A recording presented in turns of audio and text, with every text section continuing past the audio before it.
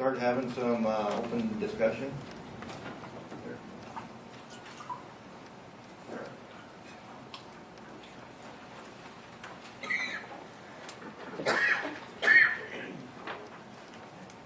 Hello?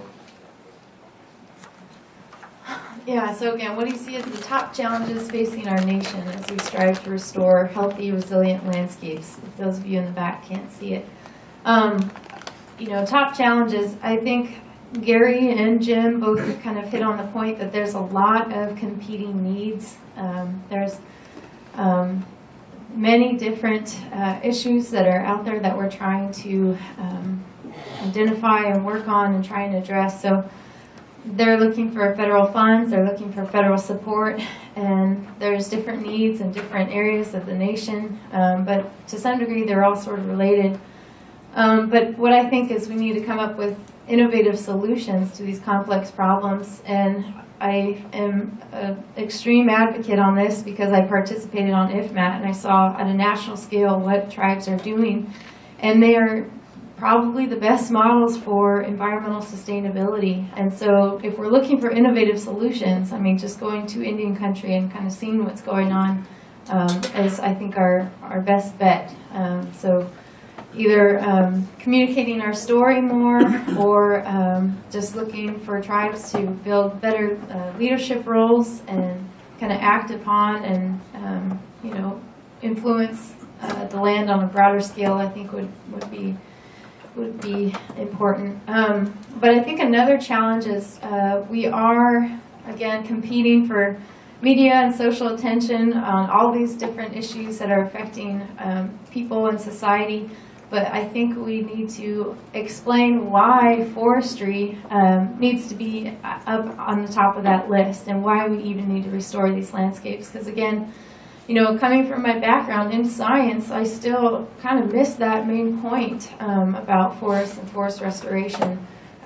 So I think either the general public doesn't understand, or they don't want to understand, or can't afford to understand. It's not at the front of their screen. So if we work more generally in addressing, kind of educating society, I think that would be key.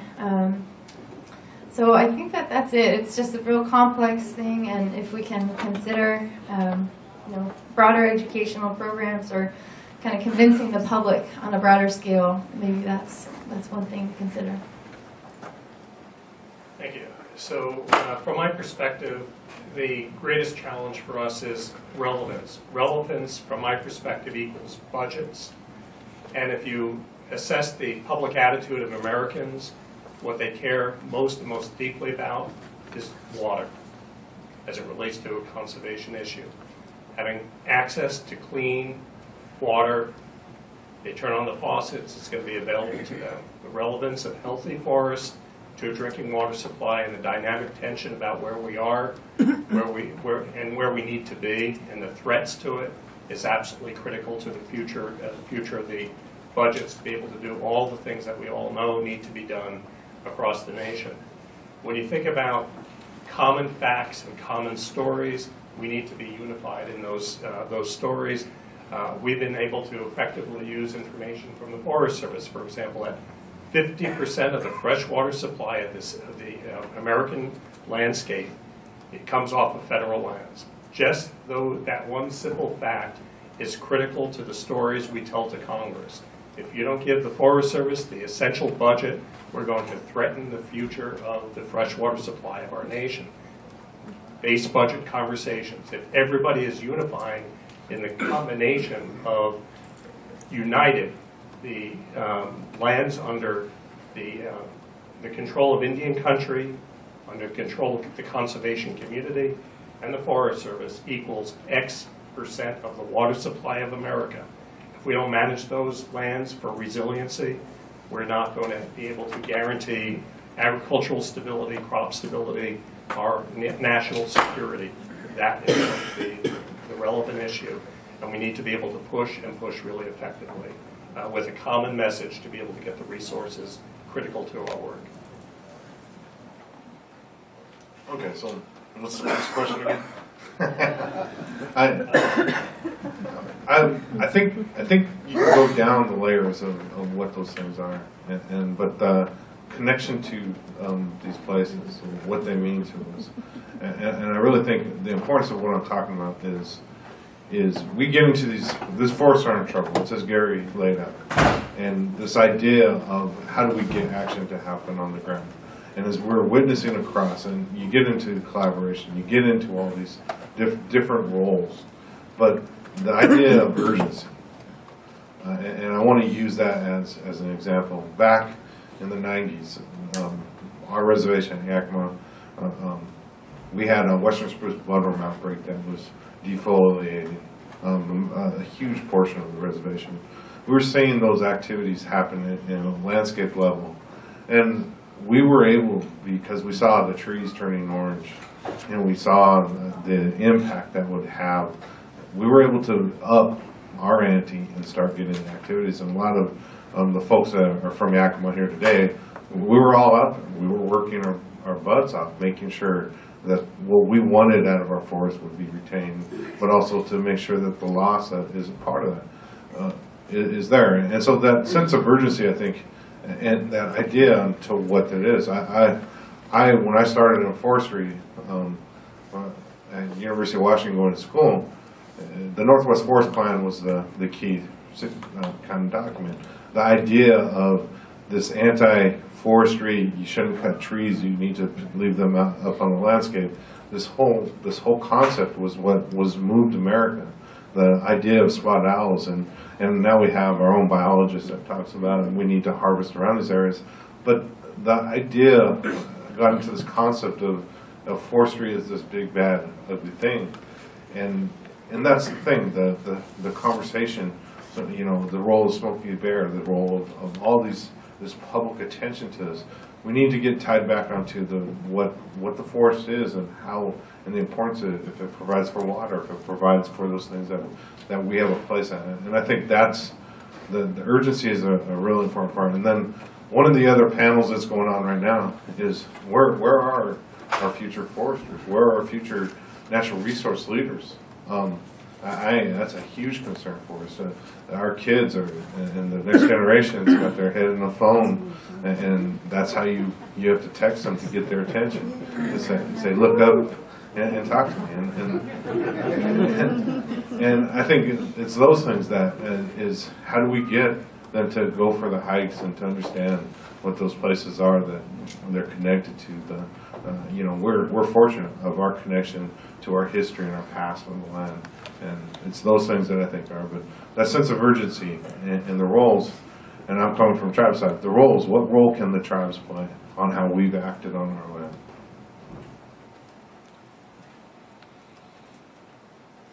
So there's a number of challenges out there. You've heard some. The climate stressors that produce more fire and more insect and disease loss are certainly at play, and that definitely connects with the forest condition and the management of that forest. In the along the lines of important and urgent, though, of all of those things, the only one that I get to talk about much with decision makers that falls in that important and urgent category is fire. And so fire is a challenge that we can use in different ways. This whole business of suppression financing, yes, we say it's about interrupting our ability to deal with how to get ahead of that problem at the wrong time of year, and it doesn't allow us to make progress towards reducing risk. That's part of it, for sure, and that's valid. The bigger part of it, though, is that if the suppression financing legislation that's been introduced were to pass, what it would do mostly for the Forest Service anyway is that it would give us a chance to formulate a budget under the budget caps that allow us to actually ask for resources to address that risk. It would free up in our constraint as much as $300 million That's not going to come any other way. So if that legislation were to go into effect, we'd at least have the chance to say, here's a proposal that would put some money in the right pockets to reduce risk, to protect communities, to reduce wildfire, and make some gains on that forest condition and that management that needs to occur. And in terms of who might influence that, you heard some numbers from Mark about what it takes to get something passed. But in this case, the Senate is okay with it. The House has 80-plus co-sponsors for the legislation, including the majority of the Budget Committee, and they get to decide eventually. The Budget Committee is the guardian of the disaster fund, and it has the majority of both the Republicans and the Democrats on that committee, but it does not have the chairman's support. And so one person can stop that. So I begin to narrow my focus and not spend as much time with all the other things that used to be important to me. So now it's one person and fire, and that is my challenge. I would like to discuss some of the rest of this, though, and hopefully it'll come up during the questions. And Jim, do we go to those now? So John Bailey, Oregon State University. It's going to be easier to bend over than to try to pull that up. Where is the national level discussion on our default position to always suppress fire? Is there going to be any movement into a broader perspective of managing fire and expanding prescribed burning programs? Why always, after 15 or 20 years of improvement in fire ecology and discussions of traditional ecological knowledge and our understanding of the role of fire and the importance even for things like sage-grouse, why do we have a near singular focus still on racing out there and putting out fire, and including in the shoulder seasons when burning would be very, very beneficial to the ecosystem. But we put it out because we can, and we kick that issue down the road until we can't suppress it, and then it does terrible things. So where is that discussion on the national stage? Several places, mostly positive, that would agree with you completely. And part of the problem with the different kinds of climates in many places is that our burn windows are narrower, and so we don't have as much of an opportunity as we would like. Air quality gets in the way more than it used to, smoke management. But I'd say that is very much a part of the equation for getting at this problem. Fire on the landscape currently, whether it occurs with prescribed or natural, is our biggest land treatment by far of anything else, and that's not going to change anytime soon just because of the conditions we're facing. And if I ever forget that, there's a couple of these folks on this panel that will remind me. And a few years ago, we were facing the notion of we really couldn't, Forest Service could not afford to get into fire transfers. And it was the kind of a season where we thought, all right, we might have some chance, if we get lucky, of staying within our suppression budget. But the only way we'll do that is if we don't have any major large fires that cost us a lot of money. So I got talked into signing a letter to the field that says put everything out. Well, a bunch of retired Forest Service fire folks thought at last they'd come to their senses and returned to the 10 a.m. policy.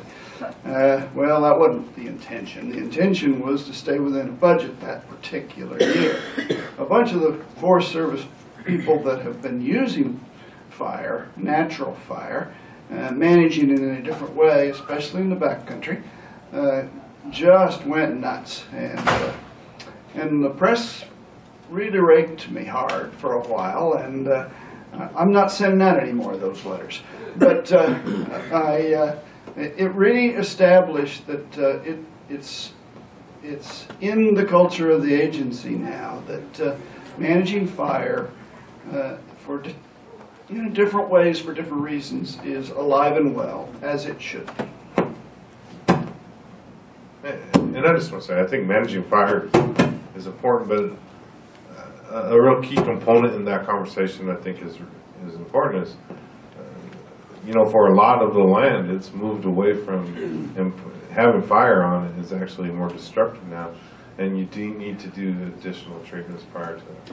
And the goal needs to be long-term to be able to have the tools to be able to do those large burns. But I always get nervous in the national conversation that they say we just need to start lighting it up, because if you do that, you could actually cause more harm than help. I was going to say the same thing. The only thing I would just simply add is that there's extraordinary standing wealth out there in the forest that we're beneficiaries of. We might as well get that out of the forest first, but recognizing that we've got to have fire as a viable tool, otherwise we won't be able to hit our goals. Yeah, no, just add to Phil and Russ's comments too, that, yeah, there are some landscapes that are so beyond their historical conditions that, if we do let fire in there, then we'll be suffering the consequences of a high severity, large scale fire for, hundreds of years. So it's to some degree, maybe it is good that we're still going suppression on some of those areas, and hopefully maybe then in the future they can be treated so they're less risk. But sometimes you just can't let it go, I guess. Thanks. I'm Colin Hardy, managed fire research for the Rocky Mountain Station of the Forest Service. So I'm going to pick on my former friend Jim Hubbard. He was my friend until I asked this. Actually, that's not true. Jim will help, and I think hopefully Phil. We heard this morning about the planning rule and the increased emphasis on intergovernmental participation. So between let's say the feds and tribes. We've heard about co-management. I've heard Gary say it. I've heard a few people say that. And my new boss talks about co-managing risk. So we also heard about risk management from Gary. And lastly, this idea about sharing that kind of risk. So let me tell a story and then I'll ask a question. On a district near me, we put in a white bark pine prescribed fire experiment 9 years ago, but the district still is not willing to burn it because they keep telling us they're afraid that if it gets onto the tribal lands, they're going to be in trouble. I took this story to the tribal fire management officer, and he said, hell, we would burn it for them if they want. And so clearly there's a failure to communicate, and that scaling from the planning rule through consultation and then down to the line officer that actually makes these daily decisions seems to me to be one of the biggest challenges that we have in actually implementing these kinds of treatments. So I would like to see from the planning rule scaled all the way down, everywhere there's a jurisdictional boundary in a current or a planned project, to have a pink line, and that requires both parties to talk about what they really want to get done. I see that the jurisdictional thing is a challenge. That's not new, but in so many cases we learn that both parties, both governmental parties, share the same objective. It's just this myth that they aren't willing to work together. So how do we scale from the planning rule down to actually getting projects done? Jim or Phil or others?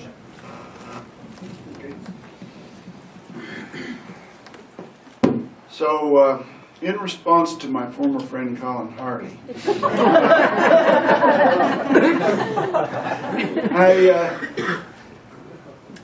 I'm probably going to get ahead of myself, but I'll do it anyway. Sorry, Jim.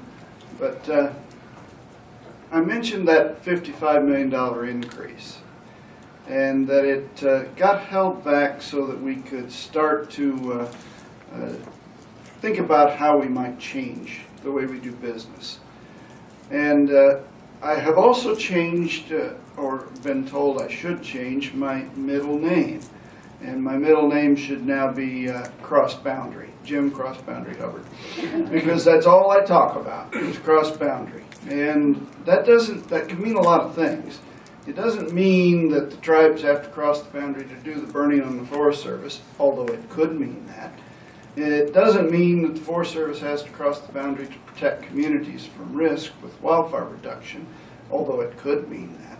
It does mean, though, that we got to forget those boundaries. We got to, at least in terms of looking at the landscape, and then we've got to get the people on both sides of that boundary talking to each other and working in a larger context.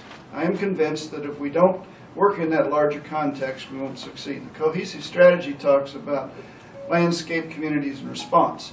And what I have seen is that when the fire plan came into existence roughly 14 years ago and the funding started, we went from $30 million in hazardous fuels for an annual budget in the Forest Service to $300 million. And we've maintained that for all of those years. That's about $4 billion of risk investment. And now, heaven forbid, people are asking me to tell them, what do we have to show for that? And I can't tell them. Have you protected a community? I can't tell them. I can tell them how many acres we treated. Can't tell them if we protected the community. Protected community is a little more complicated. It doesn't. If it takes landscape treatment, it takes landscape treatment across those boundaries. It takes the federal, it takes the private. If you do one and not the other, you don't win. If you do both and the community isn't engaged, you don't win. So it's how do we put all of those things together and talk to each other? How do we cross that boundary? So that's what a piece of our financial resource is being held for, and all of the field is being told, if you want some of this, this is how you play the game. You can cross that boundary with Tribal Forest Protection Act. You can cross that boundary with stewardship contracting. You can cross that boundary with any number of tools. You can use land management plans, forest action plans, tribal knowledge. I don't care. I'm just saying you got to cross that boundary.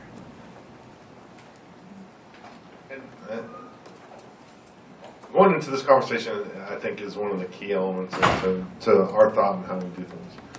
When you sit there and there's a mentality in Indian country, it's about how do you get the job done, and understanding that you are going to have obstacles, but your goal is you got this project, and it shouldn't be 9 years later they finally ask the Indians across the street on how to get the job done.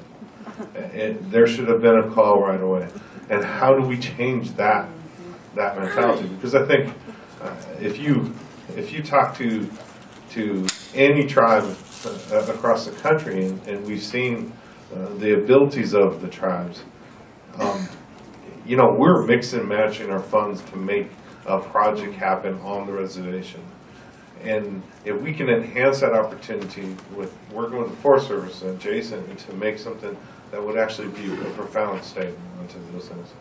And a real key element is when I was talking to my leaders, that there's the concept of co-management is a big deal for tribes, especially in the Northwest, with the USV University of Washington, the fish cases, what it means to be co-managers on the fisheries. Your role and responsibility isn't just catching the fish. Your role and responsibility is to make sure that the existence of the fish will be there for the next generations and the generations to come. We're talking now, expanding that idea across. That forest that provides those foods, those medicines, that place, the spiritual places, and those things that provide for our community, the base of that. What role do we need to now step into and play? And that's the big question in Indian country. And so as we talk about this, doing activities for the whitebark pine or on adjacent lands, huckleberries. We go do work with the Forest Service in this area in the Sawtooths and Gifford Pinchot National Forest, that we have a handshake agreement where the Indians have about 1,300 acres set aside for our people to gather these foods. We go up there and we help them do projects with our forest development fields crew and work these things into some of our own visions on how we do this. That's the coordination and collaboration that needs to happen. But also, and I want to make sure this is an important part, we come from a larger tribe. Some tribes have one or two people that is all of their forestry or all of their natural resource department. And you can over collaborate with them to where that it's overwhelming. And we need to be able to understand that part of the situation, and also to help get the resources so that they do have enough folks to be able to send the messages that are necessary to incorporate the values that the tribe would like to see. And I think that's a very important thing. I'm fortunate with the Yakama. There's a lot of other tribes that are like us, but there are also a lot of smaller tribes that don't have those resources. And you get collaboration and consultation fatigue, and I think that's an important thing to recognize too. So I want to make one other comment about this and the progression of cultural shift that's occurred. This has to do with risk and reward from leadership down to line officer managers. And the idea of being able to take the risk to be able to put fire on the ground with good scientific background, but collaboration is the key to it. I find that working with the Forest Service of late, that the encouragement from DC about a cohesive strategy, about the all lands approach, about the cross-boundary perspective is really driving change behavior. The willingness of the Forest Service to light the match, to be able to let the fire move cross-boundary, to understand and take that risk because there's collaboration underway, is growing. And we just have to encourage more of that. And the consistency that the line officers are getting the message is really, really critical.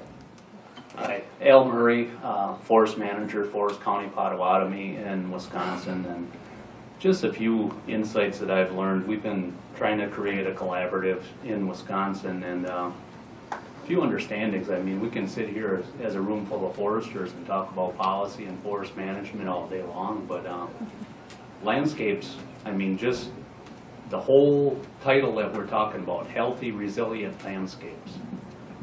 Landscapes are variable across the country. Landscape visions are different for different people.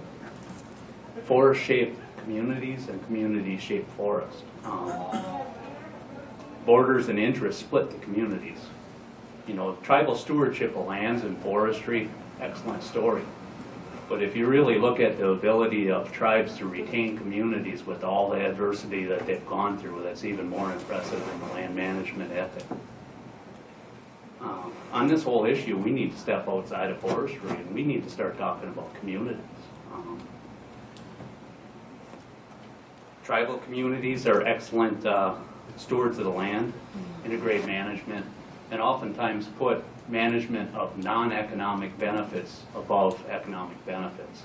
I think that's the key to the tribal management strategy. Forest-dependent communities. I live in a small town in Wisconsin that's very dependent on the forest. They put the economic benefits much higher. Whether it be timber or recreation, those economic benefits are higher. The general public as a whole, you know, probably 95% of the country lives in the cities. They put the non-economic benefits much higher than timber or economic benefits from the forest. We need to start expressing forest management in terms of community benefits and need to start prioritizing how we express those benefits. Water quality, I think Nature Conservancy representative brought that up. Air quality, soil stability, infrastructure protection, Jim just mentioned that. And then economic benefits, timber and recreation. Only when we get the public to understand the benefit, all of the benefits from the forest, can we tackle the huge economic cost of managing forests to the proper levels.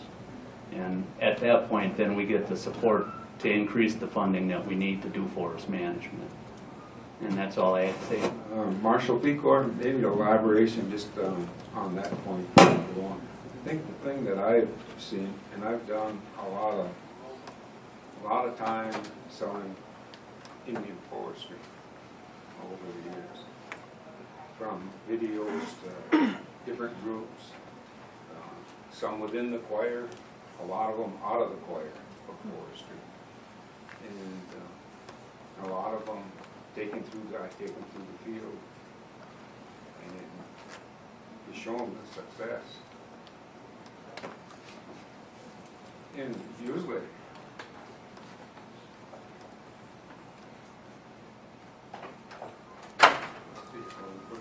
still a civil rights issue. You know, it gets back to, even though you've done these great things, Indian tribe, even though you've done these great things, Indian tribe,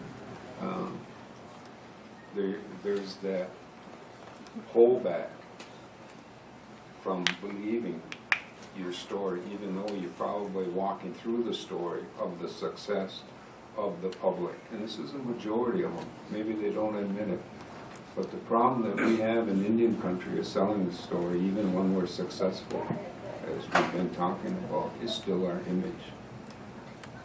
The image, not because of the way I think, not because of the way we live or the way the tribe lives today. It's for the atrocities that happened in the past. And I haven't yet quite figured out how to approach that, but you know, these people come forward with the bad history of Indian tenure and Indian relationships in the past. And when they address, then they look at Indian country as an example of good stewardship. That part of history comes forward also. And what I've noticed with a lot of people that come forward is they don't want to realize and accept that. It's better to go, I know what happened, I don't want anything to go forward. That's why a lot of our management ideas can't get to that big city audience. They know enough, but they don't know very much. So there's a limited acceptance of it.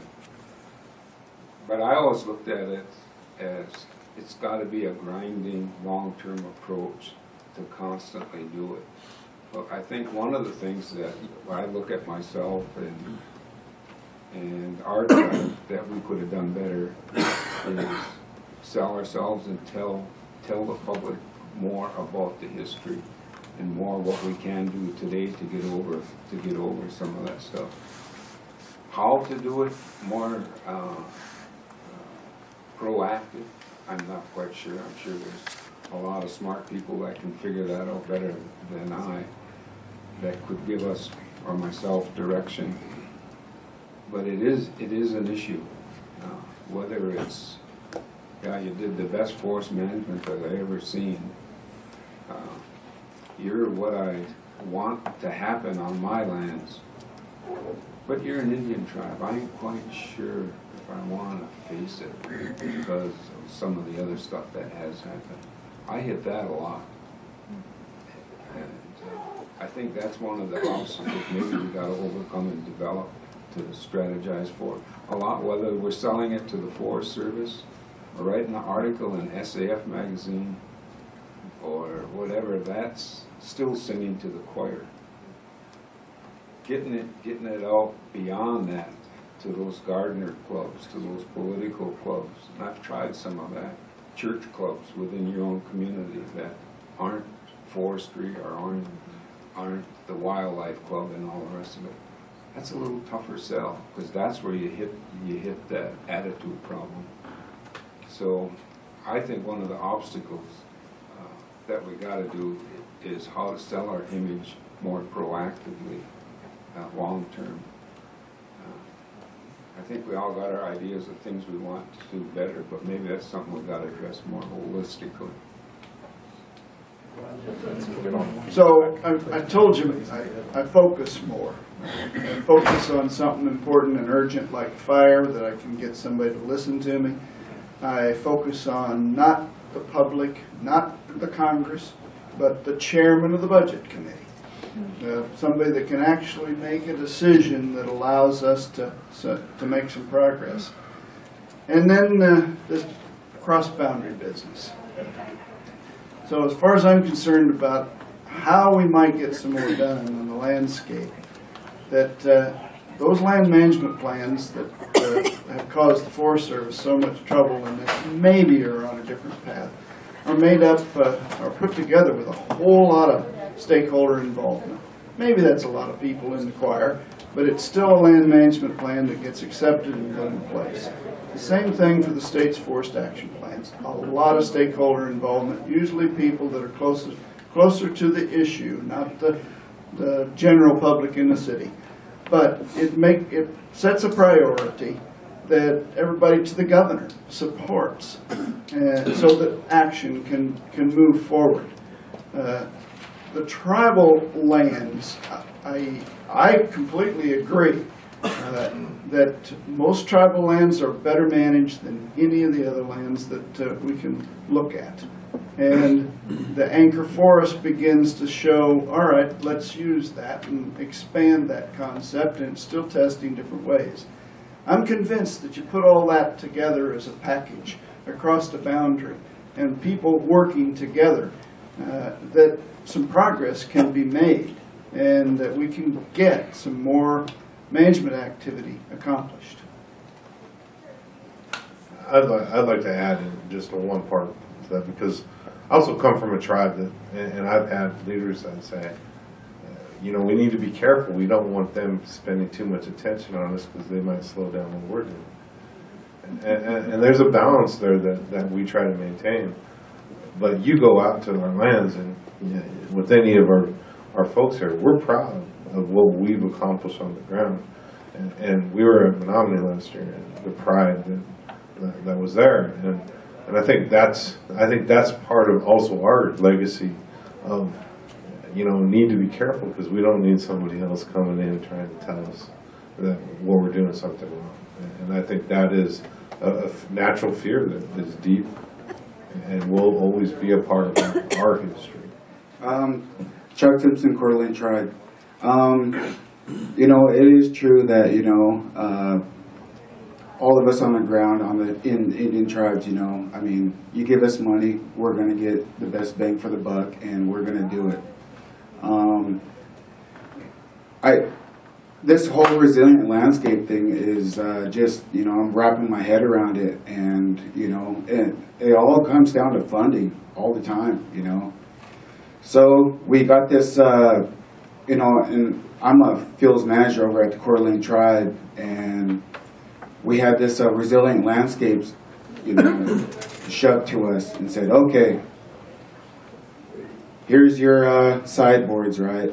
And, you know, we're going to give 10 million out to you guys, and, you know, we're all jockeying for position and everything, but these deadlines are just ridiculous, you know.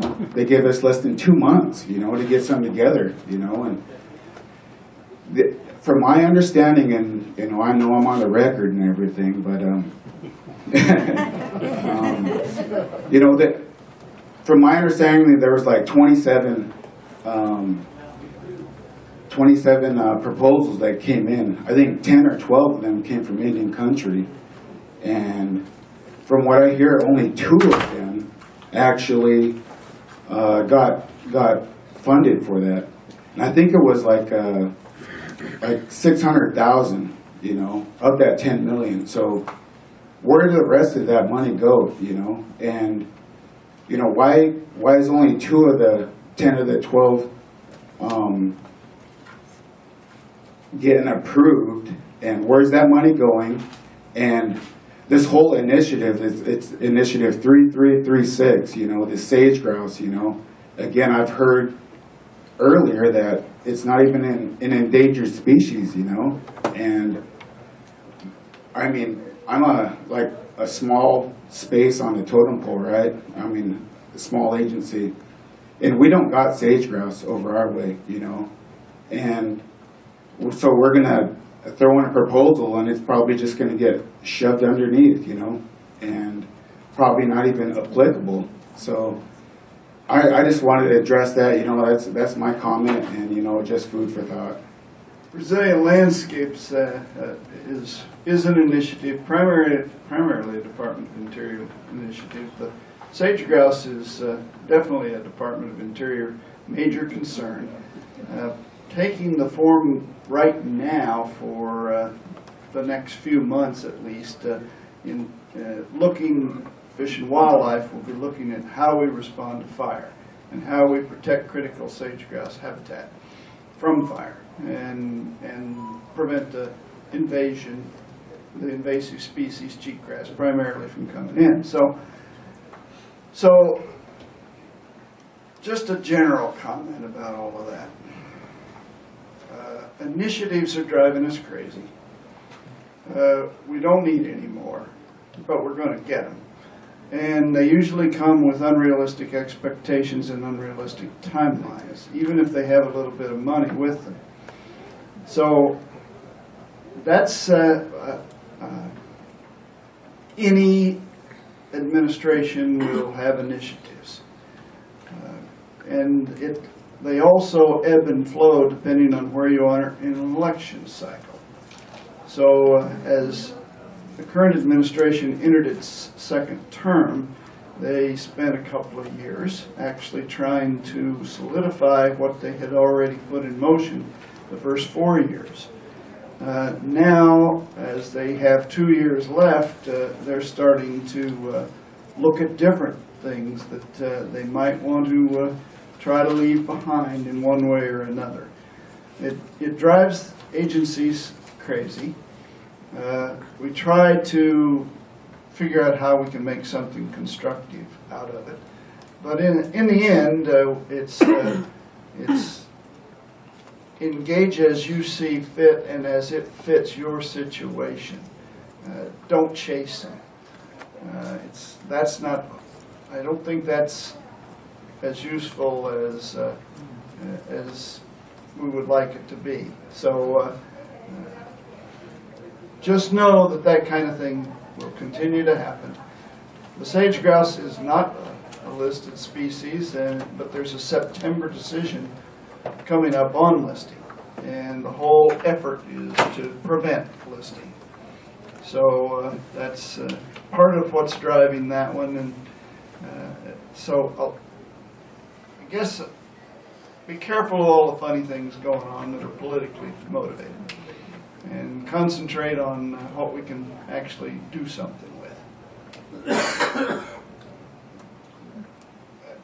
I just want to add, what Chuck was talking about is there is always these sideboards and the consistency until, and it's again, we're chasing dollars instead of the discussion about what that trust responsibility is, about meeting the objectives and how we can get to those places. And it's an important part of the Intertribal Timber Council's conversation. I had a council person when the spotted owls were coming in the 90s come get up and say, we didn't make a treat. This is not the Confederate tribes and bands of the spotted owl. It's the Yakama Nation, the exclusive use of our land and how we want to use it should be dictated by that. And I think that the same thing can also apply to the priorities being set for sage-grouse and the concerns. There's a value there that we will respect and want to honor, but not at the loss to our communities. Good afternoon. My name is Jim Nanamkin. I'm with the Bureau of Indian Affairs, the Pacific Regional Office. I'm the Wetland Fire Prevention Officer there. I guess, just a comment that I have with this whole issue. To me, it's the birds that we're talking about. They have a meaning. And there should be a protection of that land, but also look at it that, for the Bureau of Indian Affairs, we have a trust responsibility to the tribes to manage and protect their lands. And, I've been in the prevention long enough that, I realize that the landowners' property that we're protecting, they actually live on that land and they manage the land. Where a lot of the other federal agencies, people don't live on that land. And, I feel that the funding should be looked at totally different, the way we're managing the land for the trust owners.